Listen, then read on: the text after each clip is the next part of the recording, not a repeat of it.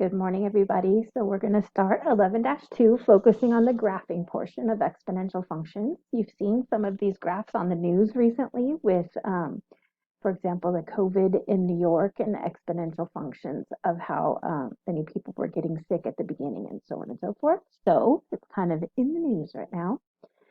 So focusing again on the graphing, exponential functions can be written in the form of y is equal to b to the x power, where b is going to be greater than 0, because we want to deal with continuous functions, and if b happens to be negative, we would keep flipping across the x-axis. So for example, if b happened to be -2, then it would be b to the first would be -2, b to the second would be +4, b to the third would be -8, and so we don't want something like that. So that's why b has to be greater than 0.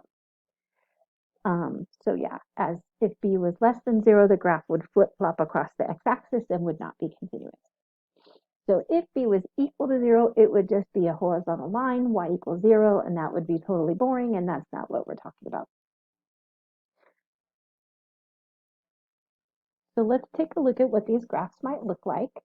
So the first one is going to be the graph of y is equal to 2 to the x power. So if we want to, we can do an xy chart for right now, just to kind of get an idea of what that would look like. So let's try like -3, -2, -1, 0, 1, 2, and 3, just to see what's happening. So I'm going to start from the bottom and work my way up. So 2 to the third power, that would be 8. 2 to the second power would be 4. 2 to the first power is 2. 2 to the 0 power is 1. Now, when we do 2 to the -1 power, we just learned again that that just says flip the 2, so this is going to be 1 over 2. This is going to be 1/2 squared, which is 1/4, and this is going to be 1/2 cubed, which is 1/8.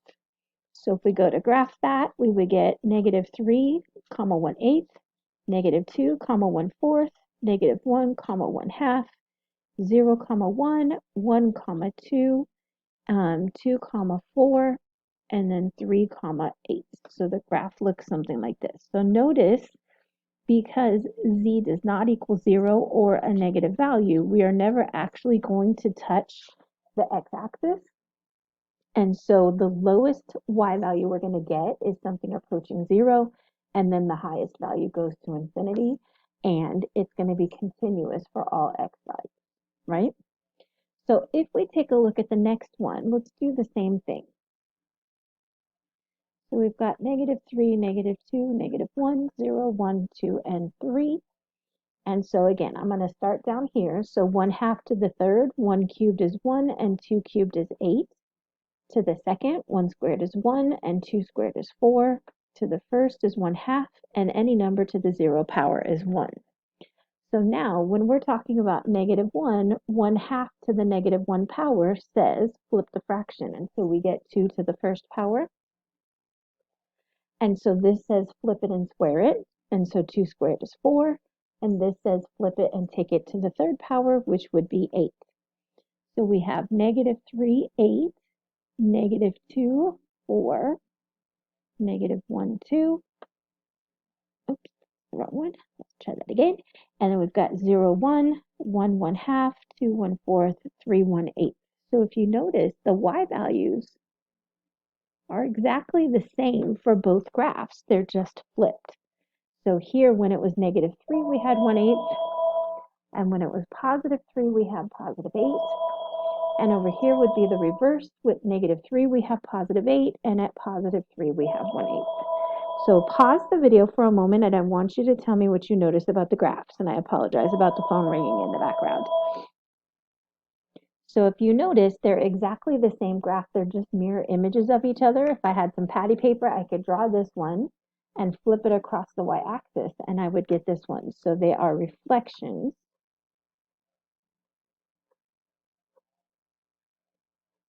with respect to the y-axis.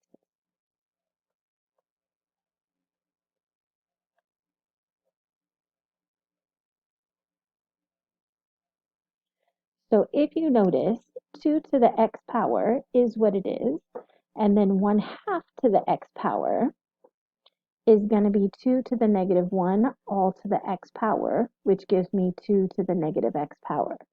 So notice that we're saying from 2 to the x to 2 to the negative x power, it's a reflection across the y-axis. And since that is a horizontal change, that means things that I'm doing in the exponent are going to be my horizontal changes. So just like we have with, let's take a look at this table. So if b is greater than 1, meaning, for example, the equation that was y equals 2 to the x power, the domain is all real numbers. You can plug in any x value. The range is all going to be all real numbers greater than 0. You're going to have a y-intercept at 0, 1. And then coming down here, the horizontal asymptote is going to be the negative x-axis, meaning that it approaches 0 as the x goes to negative infinity, and there is no vertical axis. If it is a fraction between 0 and 1, I still have a domain of all real numbers, I still have a range greater than 0, and I still have a y-intercept at 0, 1, but now I've got the horizontal asymptote on the right-hand side at the positive x-axis and no vertical asymptote. Also, the behavior, if b is greater than 1, for example 2, it's going to be increasing as we look to the right. And when it's a fraction less than 1, it's going to be decreasing as we look from left to right. My computer is giving me some trouble. So in the real world, if we look at things like y equals 2 to the x, that could represent the amount of growth for organisms over time using mitosis because they split into 2 pieces. And that's called exponential growth. So that's what New York was experiencing because each person that was asymptomatic but contagious could see, say, 10 people a day. And then those 10 people could each see 10 people and so on and so forth. So that would be something like y equals 10 to the x power. If we have 1/2 to the x power, that means each time x increases, the value is decreasing because it's getting closer and closer to 0. So that's representing a decay or a dying off of the organisms. All right, so taking a look at this, we have the graph of y is equal to 4 to the x power. So that's going to be this blue graph right here. And so it goes up a little more sharply than we did with y equals 2 to the x. And so then they did the graph of 4 to the x power plus 2.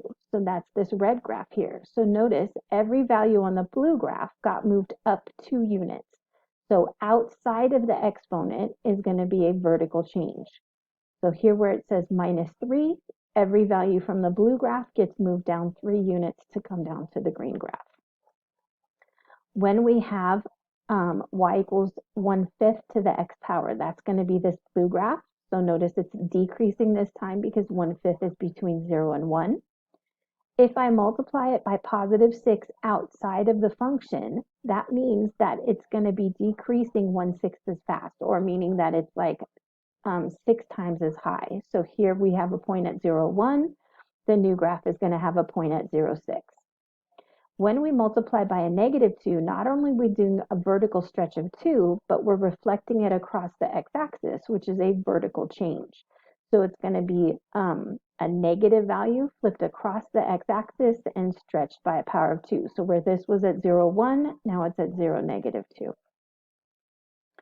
So what I want you to do is pause this for a minute and see if you can describe the graph based upon the parent graph of y is equal to b to the x power. So in the first one, by adding 1 outside of the b to the x power, we're going to translate the function up 1 unit. Subtracting 3 outside of the function is going to translate it down 3 units. And then notice in this case, the -1 is inside that function, it's inside that exponent. So anytime it's horizontal, we have work to do. So we're going to take x -1 and set it equal to 0, and x would be -1. So do we see that that would, +1. So that would translate our function to the right 1 unit. And then the next one, if we set x plus 7 equal to 0, we would get x equals -7. So that would be translated to the left 7 units. So again, take a moment to pause the video and see if you can answer these questions. So the first one, since the negative is outside of the b to the x, that's a vertical change. So that would be a reflection with respect to the x-axis. Whereas the next one, if I look at 1 over b to the x power, like I talked about a moment ago, that means that it's b to the -1 power, or b to the negative x power.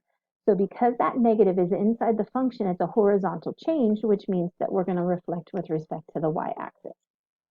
So with that in mind, put it all together and see if you can answer all the changes for that last one. So the negative on the outside tells me that I want to reflect with respect to the x-axis. Setting the x minus 5 equal to 0 tells me that I'm going to translate to the right 5 units.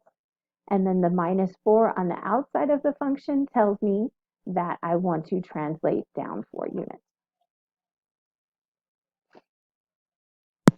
Okay, so if we take a look at the example of y is equal to 2 to the x minus 1 power, if I take this off, that means my parent graph is y is equal to 2 to the x. So I went ahead and graphed that function.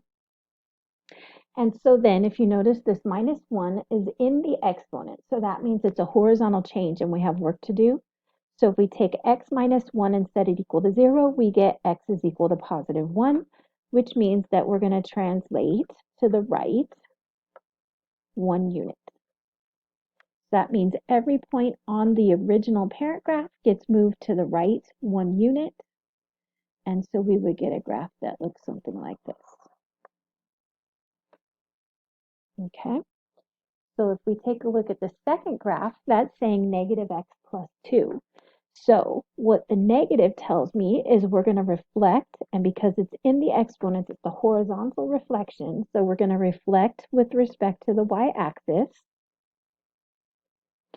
And then again, because this is horizontal, if I take negative x plus 2 and set it equal to 0, we would get x is equal to 2. And so that means we're going to translate, after the reflection, we're going to translate to the right 2 units. Okay, so if we take a look at this graph, if I reflected across the y-axis, we would get points here, and then 1 to the left, back at 0, 0, and then I believe 1/4 here. And notice my parent graph is 4 to the x because 4 is our base. All right, so then the current graph said reflected across the y-axis and then move that new point to the right 2 units. So we're going to take this and move it to the right 2 units, take this one and move it to the right 2 units, this one and move it to the right 2 units, and then this one and move it to the right 2 units. And so we're going to end up with a graph that looks something like this. And notice it's a much sharper decline than the 1/2 to the x power. All right, so coming over here, this is saying y is greater than negative 3 to the x plus 1. So what the negative on the outside of the 3 is telling me to do, because it's outside of that exponent, it's going to be a vertical change. So my vertical reflection is across the x-axis. So we're going to reflect with respect to the x-axis. And then the plus 1 is outside of the exponent, and so that means we're going to translate it up 1. And so if I reflect it across the x-axis, we've got 3 squared is 2, so now we're going to say 3 squared is 9, so negative 9, 2, 3, 4, 5, 6, 9 is here, and then reflecting 3 across to negative 3, 1 across to negative 1, and 1/3 across to negative 1/3. And then for our final answer, we got to translate each one of those up 1 unit. And so it looks like this. And notice it changed our horizontal asymptote from being the x-axis here to being the line y equals 1, because the asymptote got moved up 1. So on this next one, this 1/2 to the x power, or 0.5 to the x power, is really 1/2 to the x power. So my parent graph of y is equal to 1/2 x is actually the graph on here. And I just realized I made a mistake in the previous problem, so I'm going to pause for a moment. This should be dashed because this said strictly greater than. So that would be dashed, and then greater than would be above the graph. Over here, this would be solid because this says or equal to. And then 0.5 to the x power is the same as negative 1/2 to the x power. And to be greater than that, we would shade up above. So if it says strictly greater than or strictly less than, you're going to dash the graph. And if it's greater than or equal to or less than or equal to, the dash is going to be solid. And then we would either shade above for greater than or shade below for less than.